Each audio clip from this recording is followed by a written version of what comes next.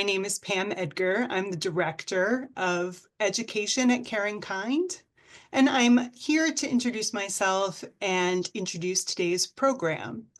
So I would love to introduce our speaker, Stephani Shivers. Stephani is our Chief Innovation Officer and VP of Program Development at CaringKind. She has 18 years of experience working with individuals and families impacted by Alzheimer's and other forms of dementia. Stephani is an occupational therapist specializing in cognitive function and has 30 years experience of leadership experience in non-for-profit organizations. Welcome, Stephani, and please take it away. Thanks very much. And thanks to everybody who's joined in on the webinar today. As Pam said, I'm Stephani Shivers, and it's my pleasure to be here with you all today. So today we're going to be talking about Alzheimer's disease, Lewy body, vascular dementia, basically the different types of cognitive changes, a cluster of the kinds of neurocognitive diseases. And what I'm really trying to focus on today is, what difference does the type of dementia make in a person's life? And if you're a family member or a friend or a care professional, how does a person's particular diagnosis impact the way that they act or behave, or the particular symptoms that they have? So I'm trying to make this relevant versus just to give you kind of a deep dive description on the specific types of dementia. So before we begin, let me just say, I'm using this term dementia. Dementia is actually an umbrella term. It's a general term describing a category of conditions, and all of those conditions deteriorate the brain in one way or another. Dementia is an umbrella term, like cancer is an umbrella term, but the key to, dementia is that it's a general term describing these different conditions that all deteriorate the brain. And in order for a person to be diagnosed, these, or to qualify kind of as having a dementia, those brain changes have to impact a person's ability in their daily activities and relationships in significant ways. Another way to think about dementia is, it's a category like fruits are a category. You have apples, you have pears, you have grape. These are different types of. They're all different, but they're all a part of the fruit category. It's similar with the different types of dementia: Alzheimer's disease, Lewy body dementia, vascular dementia, frontotemporal degeneration. Those are all different types of dementia. As I said, what are the symptoms? What actually happens? So dementia impacts the multiple different brain functions, and it's certainly more than memory changes. And those brain changes cause a decline in one or more of the following areas that you see listed here. So memory, executive function, visual spatial function, language, processing, muscle movement, sensory functions, etc. And we're going to go through, some of those in a little bit more detail. I want to give you a little bit of brain work, a little bit of anatomy here, because I think it's helpful to understand why there's so much variety between people living with dementia. We say if you've met one person with dementia, you've met one person with dementia. And so I think that this little bit of anatomy hopefully will be helpful for you. And so this is actually a picture of a person's brain, and you can see, this is the front part of the brain over here, and this is the back part of the brain over here. This is the left side of the brain, and the right side looks very similar on the outside, and you can see it's, basically this kind of convoluted mass of different tissue. But while it looks kind of like a jumbled, curly, wavy, unstructured kind of mess there, it's really very highly organized. And so what you see in this picture here, all of these different colors that you see here, this is the front of the brain, this is the back of the brain here. All of these different colors represent different areas of the brain, and we actually know what these specific areas, what functions they hold. And so again, here's another picture of it, and I promise there won't be a test on this later. But you can see, in this one, the brain is we actually can map the brain, and it's consistent across people. So we know that thinking happens in this area here. We know that motor function happens in this area here. We know that memory and emotion happens over here. Vision actually happens back here in the brain. We know where smell is. We know where balance is controlled. We know where kind of your body movement is controlled and your sensory functions are controlled. And the reason why that's important is because different types of dementia affect different parts of the brain. And depending on where the impact is, you're going to see people's abilities change. So if a person has a problem in the front of their brain, certain things are going to happen. If they don't have damage on the memory side of the brain, memory may not be the biggest problem that they have. So here's an example. This is it's a depiction of the difference between Alzheimer's disease and what's called frontotemporal dementia or frontotemporal degeneration.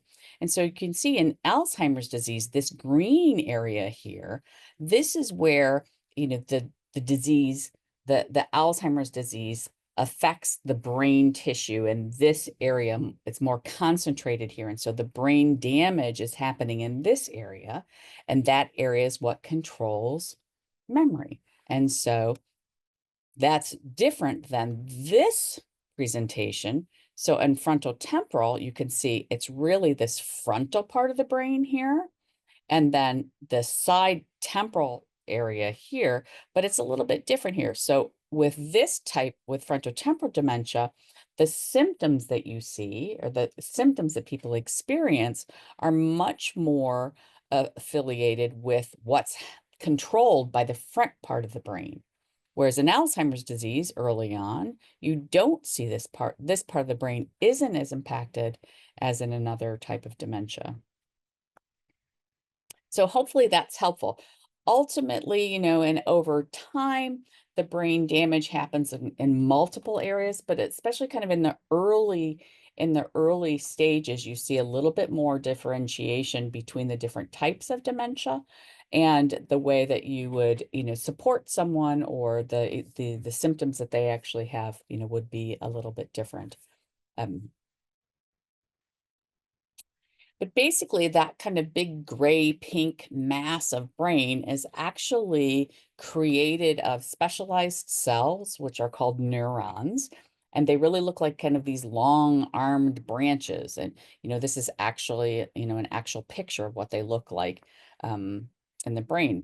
And all of these little tentacles are connected to one another, or they're close to one another, and that's communication happens. And so it's actually the way that your brain works is actually like this massive big highway system. And so, there's signals, electrical, chemical signals are traveling back and forth on this highway, and they're going to the different parts of the brain, the different areas of the brain, and those different areas of the brain then control the different functions that we all need in our daily lives. And what happens with Alzheimer's disease or another form of dementia is basically that for some reason, those roads are damaged. And so it may be that there's a bunch of junk in the middle of the road. And so you've probably heard of plaques and tangles. And so plaques, and this is, Stephani Shivers' version of how to explain this is clearly not, the neurologist's explanation. This is the occupational therapist, the layperson's terminology for how brain function works. But I think that this image of yep, there's actually stuff in the road. And so it's very clear that transportation can't happen because there's too much stuff in the road. Another thing that actually happens is, like this example, you can see the rebar here in this bridge, right? So there are these kind of we have these long metal rebar things that reinforce the concrete. Well, the road damages, like if that rebar damages, or if there's a twisting and turning and it falls apart, then the concrete around it falls apart. Another way that the road can be damaged, just a different mechanism. And that's kind of what happens with another one of the proteins, which is called the tau protein. This is actually another kind of illustration that the Alzheimer's Association published a number of years ago, an artist rendering of what this kind of looks like in the brain. And so you can see here, this is that kind of junk in the road that impacts communication happening between those branches of the neurons, or the tau, those tangles can actually break apart in the nerve cells, causing the nerve cell to die. And basically the cells die and dissolve, and then that part of the brain tissue literally is missing at that point. It actually is gone. There's a great kind of video on Alzheimer's and how Alzheimer's changes the brain that's available on the website for the National Institutes on Aging, that I'd highly recommend. If this is something, if you're a visual person, if that's helpful for you, this is a great resource for you. And so that's kind of like the big picture anatomy, is that so when somebody has a different type of dementia, what's the difference is that there are these pathological causes. There are different reasons why different types of diseases impact the brain in different areas. And then the difference that it actually makes is that depending again on where in the brain that damage happens, you're going to see different symptoms because of the area of the brain that's no longer able to control those actions. So as I said at the beginning, their changes are more than memory. Memory loss tends to be kind of one of the hallmark symptoms that we talk about, particularly with Alzheimer's disease. But I wanted to just kind of unpack, some of the symptoms for you. And again, with this goal of understanding what difference does it make and how might you actually support a person who's experiencing these changes differently. And so memory is actually, there's lots of different types of memory. And this slide here kind of shows you those different types and kind of explains how your brain basically files and stores information. And so we have our short-term memory, and those are kind of the, what's happened recently. And we talk about episodes, or like you can think of like old television shows, that there was an episode, like what was the thing that happened in that one, episode of the show. And so the episodes are recent events that our brain categorized. That's your short-term memory. And then those episodes move into what we call long-term memory. And so if you can think back, into your history years ago, those old episodes, those remote memories, that's your long-term memory. The area of the brain that houses those memories are in two different places. And so short-term memory is in that temporal area and is much more impacted than long-term memory for folks, which is why they can remember what they did when they were a kid, but they can't necessarily remember what they had, what happened yesterday. Semantic memory is another type of memory that we have about things. It's just kind of like a general knowledge. It's not necessarily associated with a particular thing that happened, but it's more kind of a knowledge base. And so you think like this is a television, or an old-fashioned television. Those of you who are younger on the call, this is kind of what I grew up with. But it's a thing. That's a television. That's a car. Or things like, we know that the sun rises every morning and it sets every night. Those are kind of just general facts and things that we understand. That's called semantic memory. Again, housed in a different part of the brain. There's also a couple other terms that you'll hear about. One is called procedural memory. And this is really your brain's ability to kind of learn something and then go on remote pilot. And so we all probably have a particular way. If we watched you brush your teeth every morning, you probably have the same method that you use when you brush your teeth. When you get in the shower, you probably have the same, method that you use. You do your face first, your hair, or however, whatever your method is. You don't think about it. Like you don't get out of the shower and say to yourself, did I wash everything? Because you just are on remote pilot, right? That's your procedural memory. You know procedurally how to do that. You don't have to think about it anymore. Working memory is another thing that you hear about. And this part of it's actually not memory. It's a part of executive function, which I'm going to talk about in a minute. But working memory is when you're thinking about something or you're trying to hold bits of pieces of information in your head at the same time. It's what you're attending to right now. And it's called working memory because it's the information that you're working with right now. And that part of the brain, it becomes impacted because that's a part of executive function. So in memory, again, long-term memory, that part of the brain tends to stay intact for the longest period of time, which is why people will actually have remote memories. And what often happens is that as short-term memory fades, then the long-term memory becomes the present memory.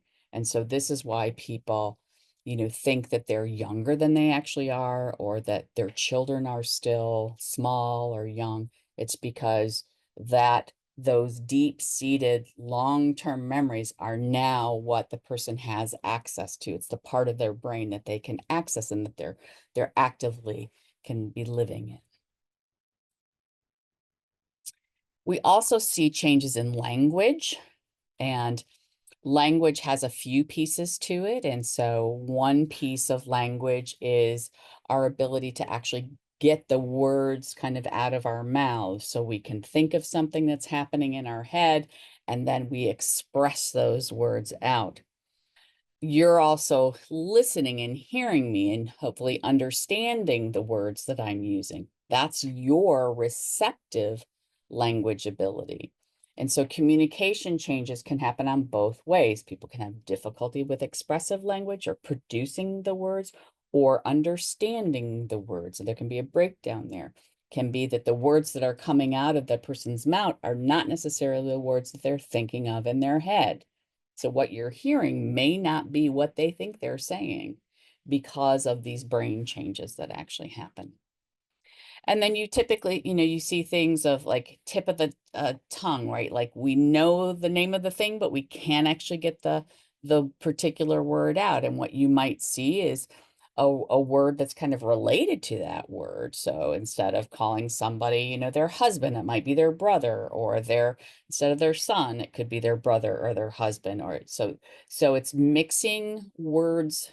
It's a similar word. It's not exactly the same, but you can kind of see the brain substituting something that's in the general arena, but not exactly the same word. So those are some language changes that actually happen. Executive function, this is an important part of our brain function and not the one that's kind of we really talk about or that we think about. We think about, that's a little bit of a pun there. But the executive function is the part of our brain. It happens in the front part of our brain here. It's the highest level of thinking that we do is called executive function. The terminology, executive function, you can kind of liken it to like a chief executive officer. It's kind of the part of the brain that's controlling kind of everything. It's this part of the brain is used to coordinate and control our other cognitive abilities and behaviors. And it's definitely impacted in kind of all of the dementias, and some more than others kind of in those early and initial days. And basically executive function has kind of two things that it does. It's in charge of organizing. So it's our executive function capacities, or they gather information and they structure it so that we can think about something. We can evaluate this information. And so that involves things like attending to something, planning, being able to follow a sequence of thing or knowing the sequence of a thing, problem solving, working with that working memory, having information in your head that you're working with, being able to change your mind about something, thinking about something, being able to evaluate the thing you're thinking about, and then to say, oh, that's actually wrong thinking or bad thinking, and then to change your mind.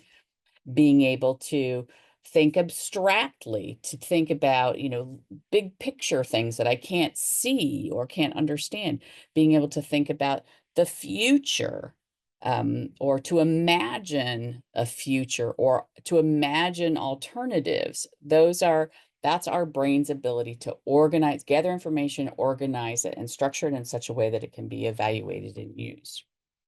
That all happens here. Regulation is another part of executive function. And regulation involves, how am I going to respond to this information now? So I've got information, I'm learning information, I'm hearing information, and now I'm evaluating it. Now, is my blood pressure going to go up? Is my blood pressure going to go down? Am I going to make a choice about something? Am I going to get angry? Am I going to get frustrated? Am I, so my response to the information, that's the regulation part of executive function.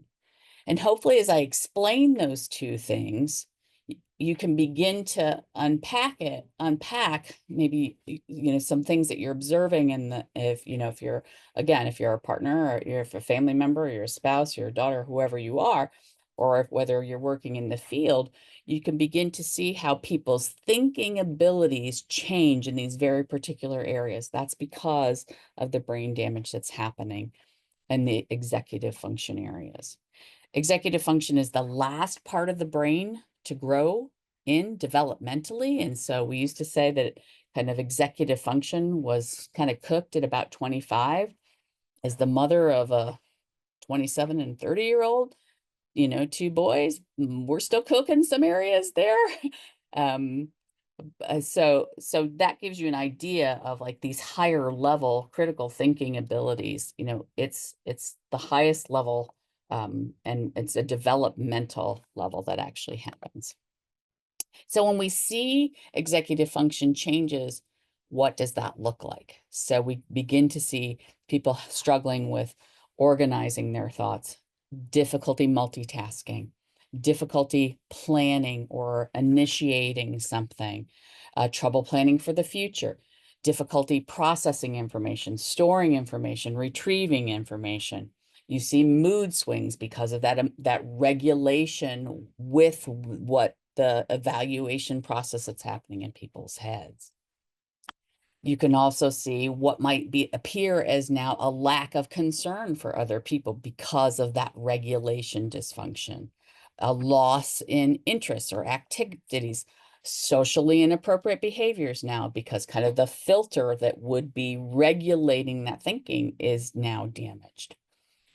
Inability to actually learn from consequences or from past actions. This is a really important one because this plays into a person's safety awareness and their ability to problem solve in safety situations. Good timing here if you can hear the fire truck and the ambulance, the sirens happening in outside my window here. But the ability to learn from, oh, when this happened before, it became a problem. Though those types of thinking abilities can be changed and lost over time. And then again, kind of an awareness or a denial of actually having a problem. Because again, you have to be able to, if I'm looking at my own behavior, I have to be able to evaluate what it is that I'm doing. And then to make a decision about, is that a good thing? Is that a bad thing? And so that what we see is denial that this is, that there's a problem, or really not realizing that how a person is behaving or the challenges that they're experiencing are problematic. So we've talked about memory changes, we've talked about executive function changes. There's other things that are actually changing in the brain because again, all of those little, colored areas control different parts of our abilities. And so we see things like visual spatial changes, processing speed, sensory changes. This is actually a great little booklet that's been written by people living with dementia about the sensory changes they experience. I remember one woman early in my career who was she was an accountant, and she kept smelling electrical fire. Like she was constantly saying there was a problem in her office. She was smelling burnt electrical. And so maintenance would come in, nobody could find anything. Well, it was because her brain, this sense, her olfactory, her smelling sense was actually a part of her particular brain damage. So visual spatial changes are another thing that happen. That again, we don't tend to think about this as being a problem, but this is a problem, and where it shows up are things like um, um, missing a curb when you're walking, or getting turned around with directions, like not misjudging how close or far away a person is from an object. And so a person might drop something because they misjudged how close the table was, or they can fall off the edge of a seat because they misjudged how close that seat was. And it's not necessarily a misjudgment, it's that the connection between the person's eyes and their brain is off. And so they think that what they're seeing is not actually connected to the distance and the space relationships that are actually in reality. You can see this too. One of the assessments, the screening tools that's used for people early on is a clock drawing. So people are asked to, draw a clock where it's, 10 after 11. And so here's the example of that. But you'll see some people the numbers they're not typically, the numbers aren't spaced accordingly.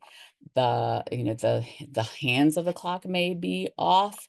And so again, this is the distribution of how a person's brain organizes information and can get it out in kind of a visual spatial way can be confused. Out in the suburbs, you would see if people are driving, little fender benders, navigating a vehicle in a parking lot is a challenge.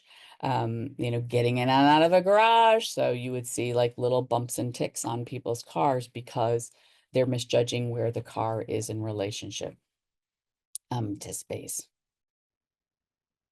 Processing changes, this is another critical one.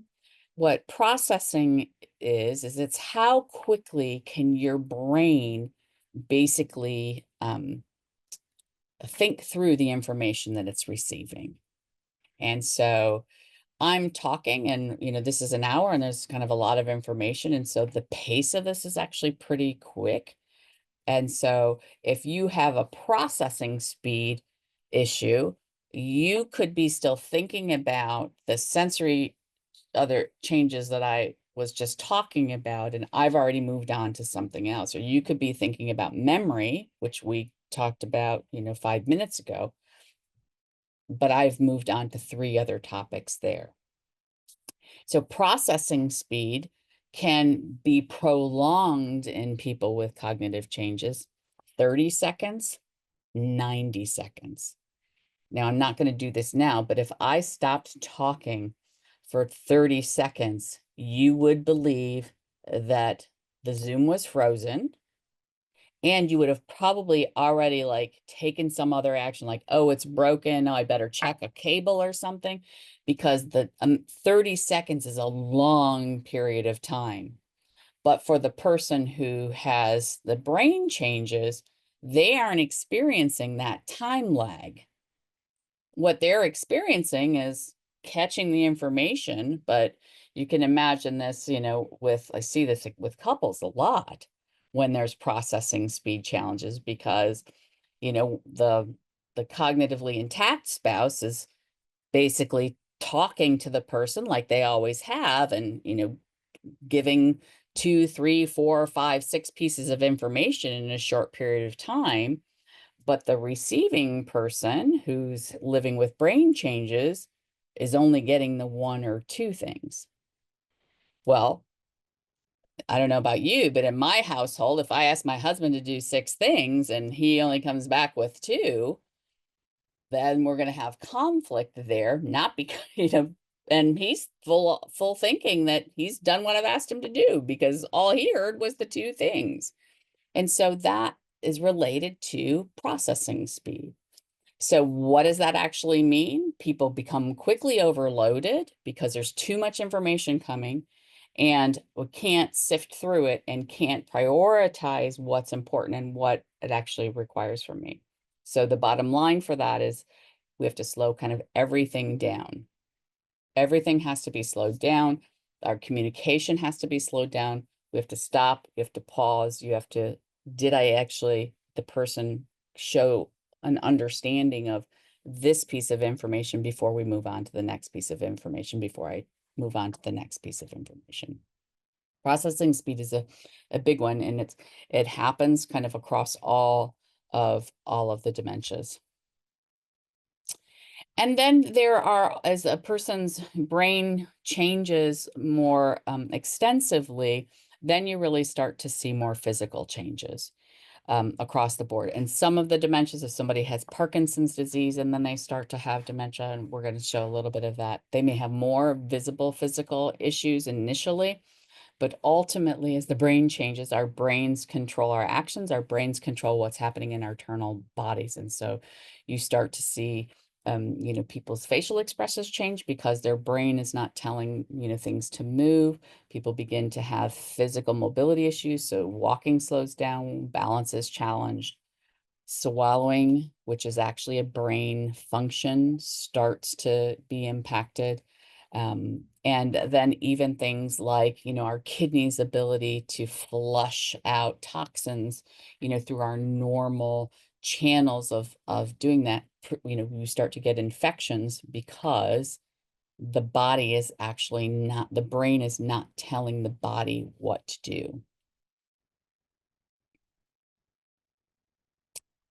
So this slide just gives you a kind of a quick overview of several different types of dementia and kind of some of the most common ones.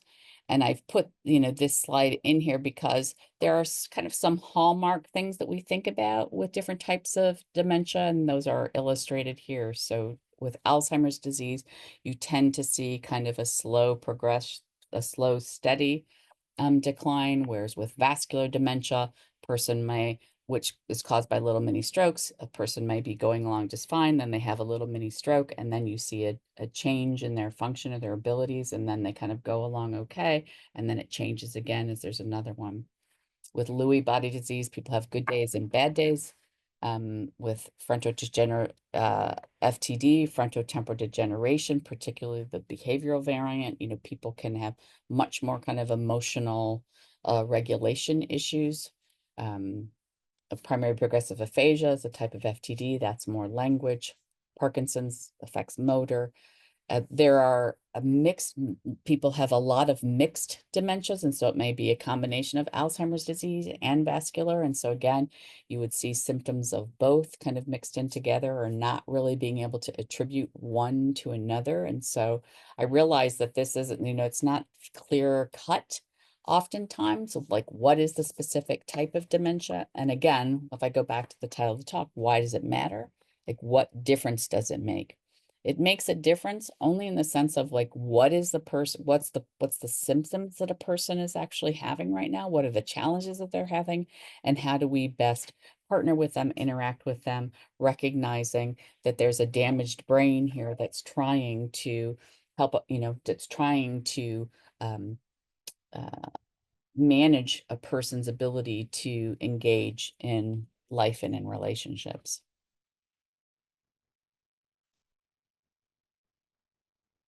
So I'm going to go through some of the kind of the most common types of dementia here. And so this is Alzheimer's disease. And so this is the most common type of dementia. Again, it's got these abnormal amounts of plaques and tangles of that are in the brain. Some kind of key points here is that these brain changes can actually, be present maybe 10 years before people actually have symptoms. And kind of as the field is progressing, that's good news for us, because if we can identify, when people have dementia before they have symptoms, and if we can slow down symptoms, then a person could really live, with Alzheimer's disease and never become symptomatic. In Alzheimer's disease, memory problems, particularly short-term memory problems, tend to be the first signs that people, notice. But it also impacts things like word finding, those visual spatial issues that I talked about, and then, some reasoning and judgment issues there. This information all comes, there's two great websites. So alzheimers.gov. You can go there for lots of information, not just about Alzheimer's disease, but about all of the different dementias. It's a wonderful resource about information as well as some, practical strategies.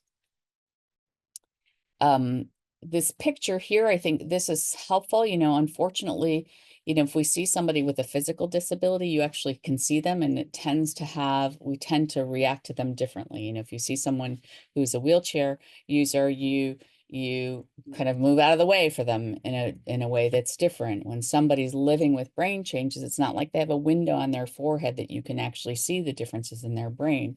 But the differences are critical. They really are. Here's a person's normal brain. You can see the size of this. You see those puffy tissues. This is a person with Alzheimer's, the kind of advanced Alzheimer's. Significant difference in the amount of brain cells that are there to control a person's, everyday living. Here's a side-by-side comparison. This is where this little area right here, this is where memory is housed. And you can see in the Alzheimer's, if this is, a side-by-side comparison, that literally the area, the tissue that holds short-term memory is gone. It's not there. If we knew that we were talking to someone who doesn't have that piece of their brain, it changes it's not their fault that they're asking the same question 10 times. That part of their brain, they have no place to hold that information to remember that they've asked us 10 times the same question. Vascular dementia, or vascular cognitive impairment, as it's called kind of now. There are blood vessels that feed your brain, that keep this all working. And similar to your heart, when you have, cholesterol, or when you have, heart disease, the blood that supplies your heart, you can have a brain, excuse me, you can have a heart attack because the blood stops flowing, similar with your brain. And so these vessels can be broken and bleed, and you have little mini strokes, and whatever area that blood would typically supply, that part of the brain dies, and then whatever functions that part of the brain controlled are now impaired. Like I said, Alzheimer's and vascular dementia often go together. And it has those kind of stepwise progression. Frontotemporal degeneration, it used to be called Pick's disease.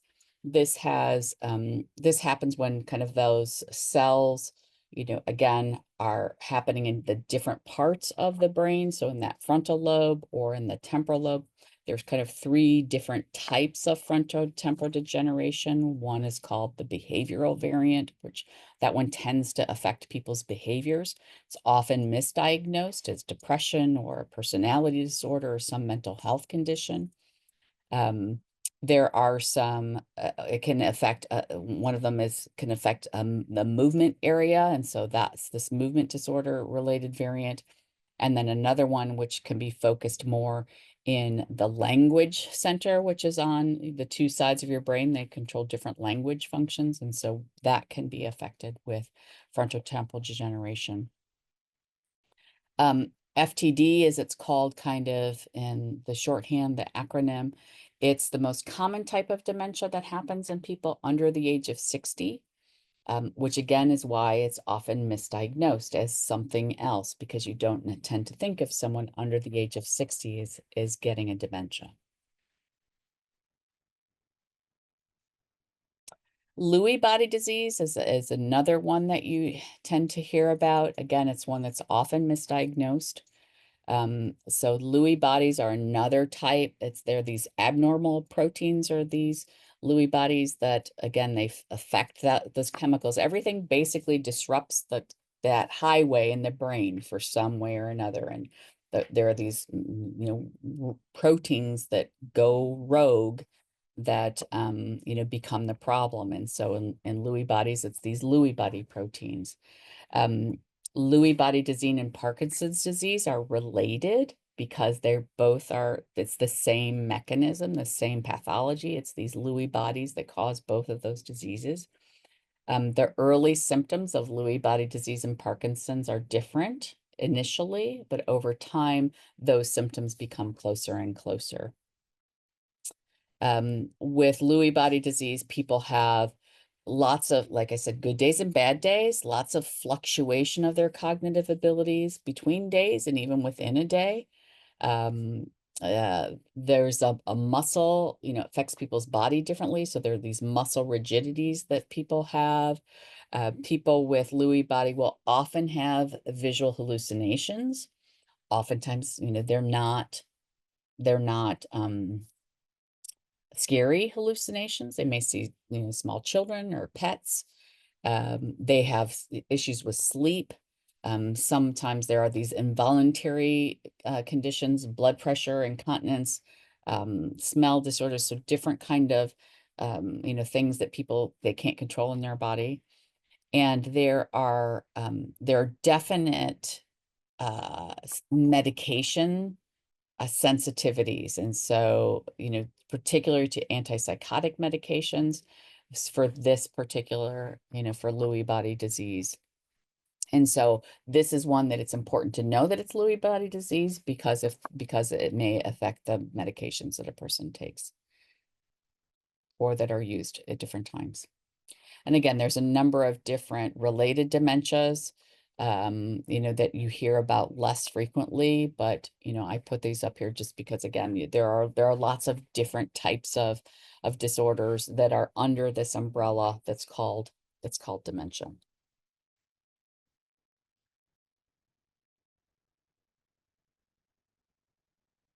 Okay, so what's the difference? All of these different types. We talked about brain changes. We've talked about how those brain changes present in the different types of dementia. So what's the difference and what do these make? Everybody who has a type of dementia is living with some form of a cognitive disability, especially in the early stages. And we tend to think about Alzheimer's disease and these other things as diseases, but on a daily basis, people are living with not so much a disease early on, but it's these disability symptoms. And so how we partner with people and how we support people is we really want to focus on what are the strengths that the person has. Again, there are different parts of the brain, those early symptoms, different parts of the brains that affect different things, but there are other parts of the brain that still have strengths. And so how do we identify a person's strengths and to support them moving forward? And we want our focus in those early days, just like somebody living with a disability, we want to focus on well-being. How do we maximize a person's abilities, their strengths to support their quality of life? And that's true for these diseases as well.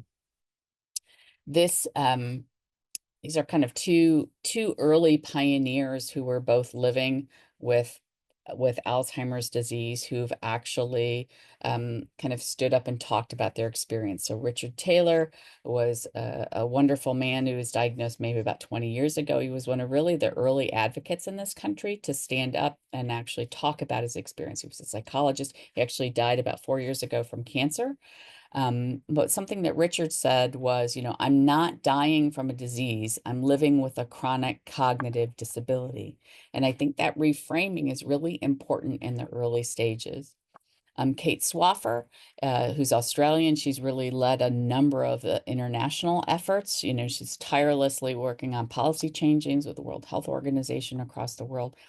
And, Kate has said, it's clear we need to move from the medical model of care that one that's based on a social and disability pathway of support and care.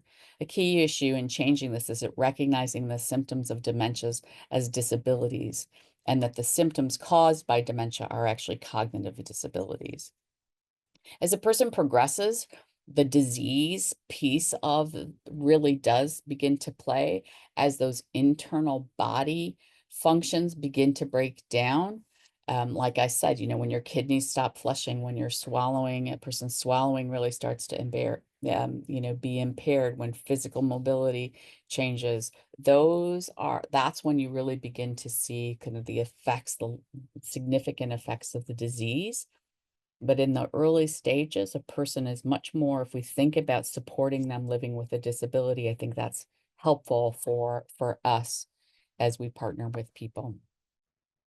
And I just want to, remind us all, here's some pretty famous folks who've lived their lives with either they were disabled from a very young age and look at how they've, maximized their lives, or you think about, Michael J. Fox and Christopher Reeves, they had, Parkinson's disease diagnosed later in life, significant spinal cord injury, and you think about the impact that they've actually had post-diagnosis. And so people do have strengths and abilities that, we can support them to find and to help them flourish. There's a wonderful book, this Pathways for Well-Being with Dementia. This was actually co-created and written by a number of people living with dementia. You can download this free from Dementia Action Alliance. It's a wonderful manual and resource for everyone. And it highlights things like staying connected, finding fun and interesting things to do to stay engaged, limiting stress, focusing on, lifestyle factors, eating, drinking healthy, restorative sleep, physically active. So there are a number of things that people can actually do. There are also a series of guides that were also written by people living with dementia and this is one on tips and strategies for, for how do you live. These are called the By Us, For Us guides that were created in Canada, but you can just, Google that and find these By Us, For Us guides, and we can show them. There are some that are written specifically for people living with dementia, by people living with dementia, some that are written by care partners for care partners, some that are written by people living with dementia to care partners. So lots of resources here for folks. And again, meaningful engagement. How do we find things that are meaningful for people? Past hobbies, new hobbies.